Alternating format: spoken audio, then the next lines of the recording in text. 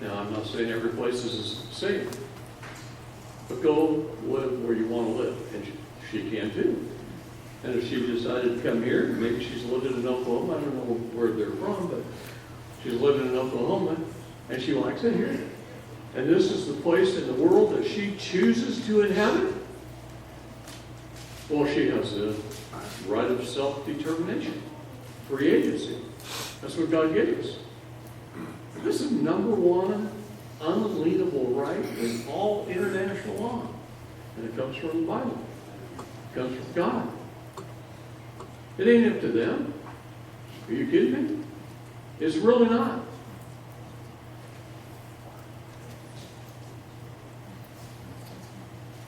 We don't want criminals in this country coming over the border.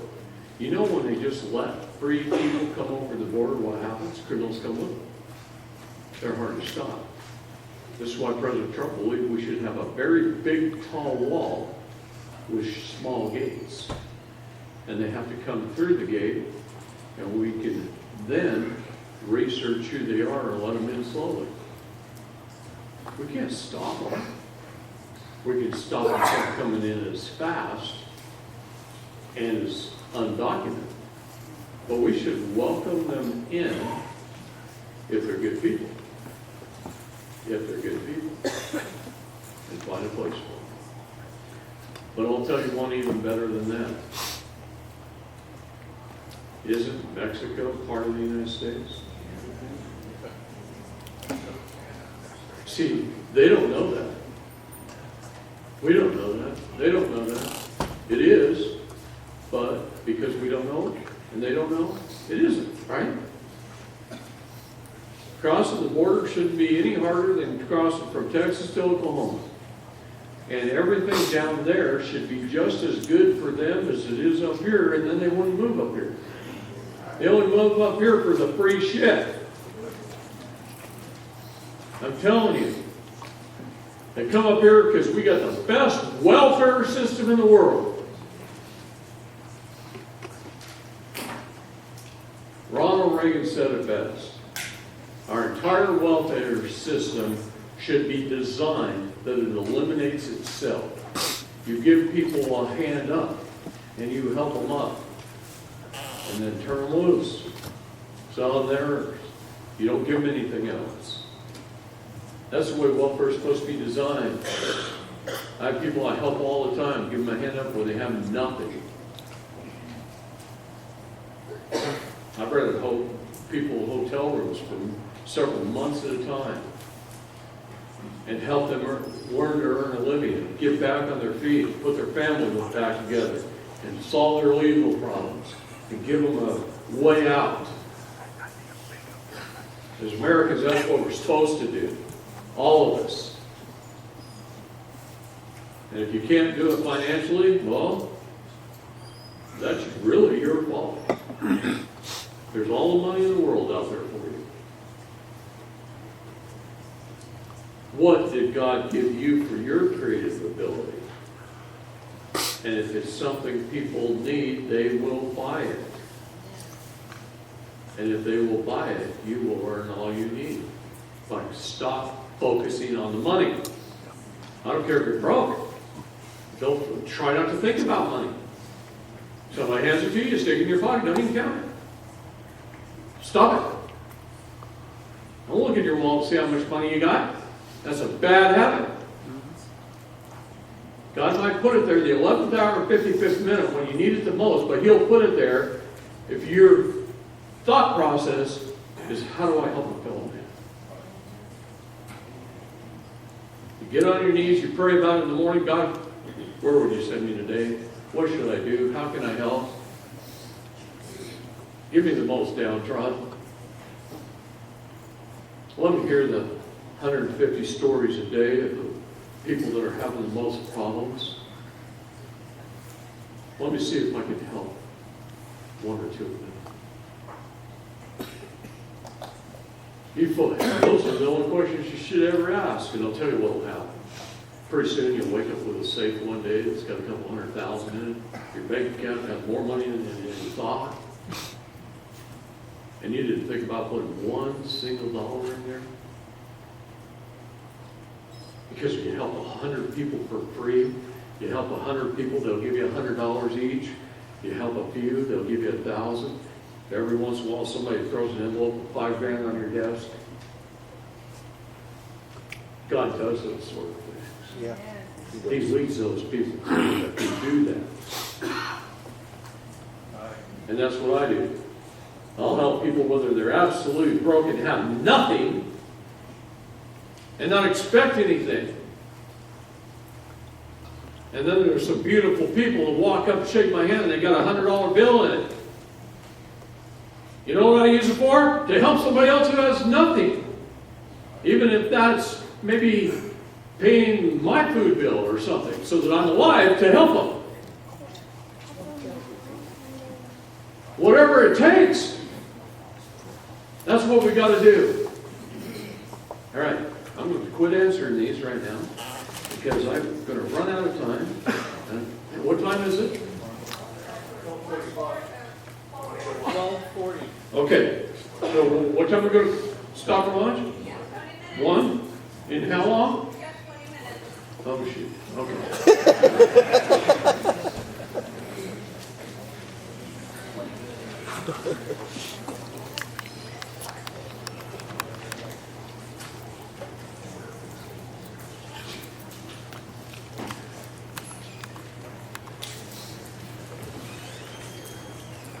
Big umbrella. This is the United States of America. It's called the Public Charitable Trust. It's all of this. I don't care what they name it on the corporate level. It's what it is. It's the Public Charitable Trust.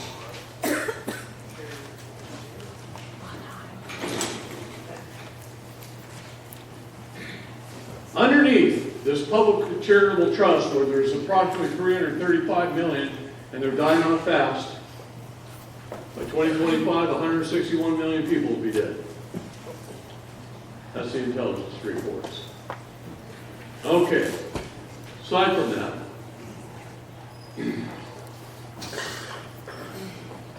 also less babies will be born. Yeah. Okay, so population is going down from this point forward. It's never going to go up. Not even how many walk across the border is going to be replacements. So don't even worry about that. You might not like it. I might not like it. Don't worry about it.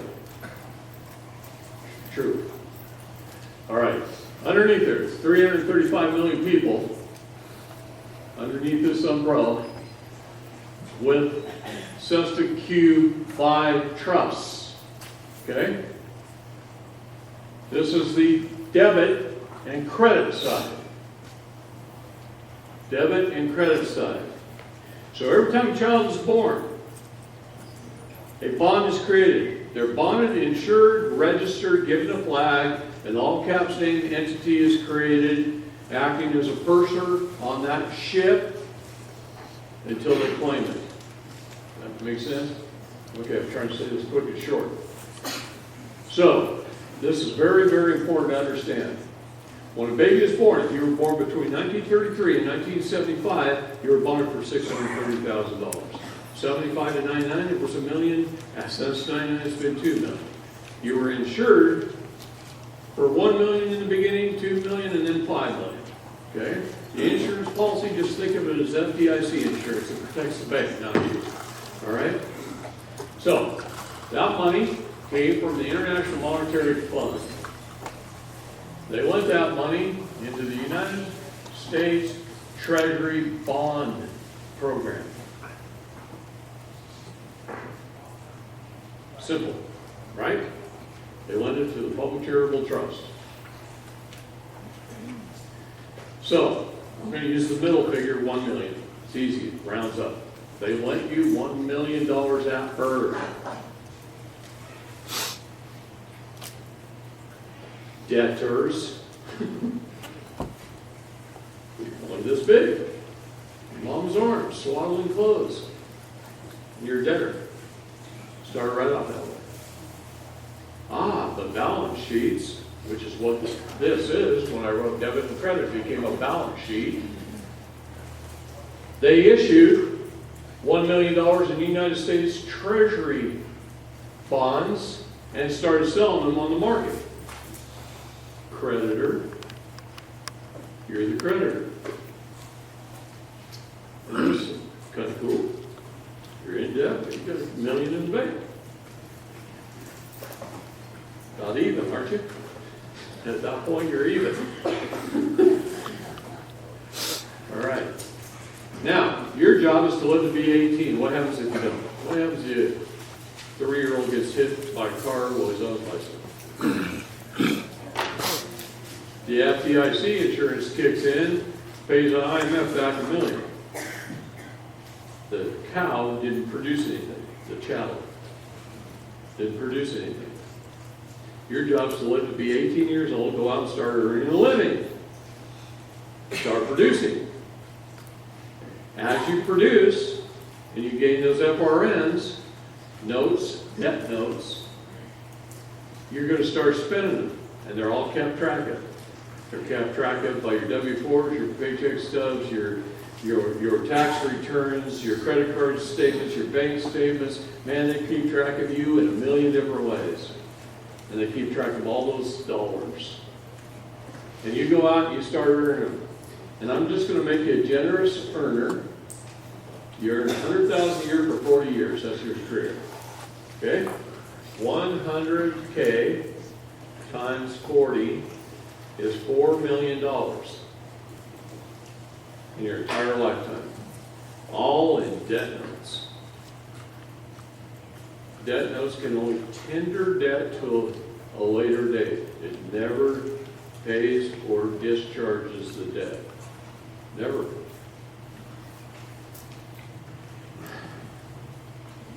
You go out and you spend on $4 million. You buy a house, you buy a car, you buy medical bills, you buy everything, right? And you spend it and they keep track of it. They keep doing it. But either way, it adds up to $5 million.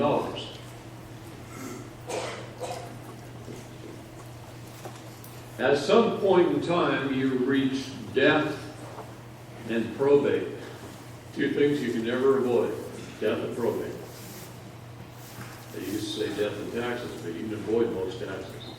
I've learned that. Death and probate, you can't avoid it. This side, it's been invested in the bond market. Your bonds are bundled with your bonds, and your bonds, and your bonds are bundled, and they're traded and sold and hypothecated, and corporations, when they have a great year and they got extra money to avoid taxes, they buy some U.S. Treasury bonds, they put it away, and if they have a bad year, they'll sell it, and it gets traded again to some other company that's having a good year when they're having a bad year. On and on and on. And it's hypothecated all along the way. And they've averaged a 44% average annual return since 1935.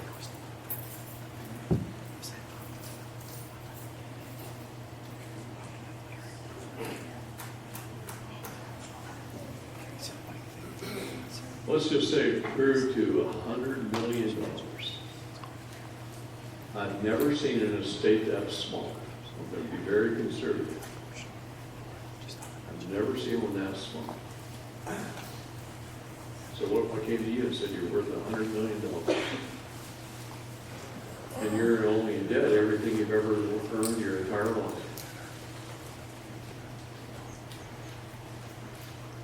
You die, it goes for probate, they get a death certificate, they take $100 million, they pay off the 5, this becomes 0, this becomes 95. Now, somewhere in here, with all the money you spent, you could have declared bankruptcy. Bankruptcy is probate while you're alive. Probate judges are bankruptcy judges. They're one and the same thing. Bankruptcy is while you're alive, probate is when you're dead. Okay. $95 million in your estate. According to the state, that has to remain in perpetuity forever. Forever. It's always going to have $95 million. But do you think they don't reinvest and start earning interest on it? And then if we go with their track record, it's a lot of money.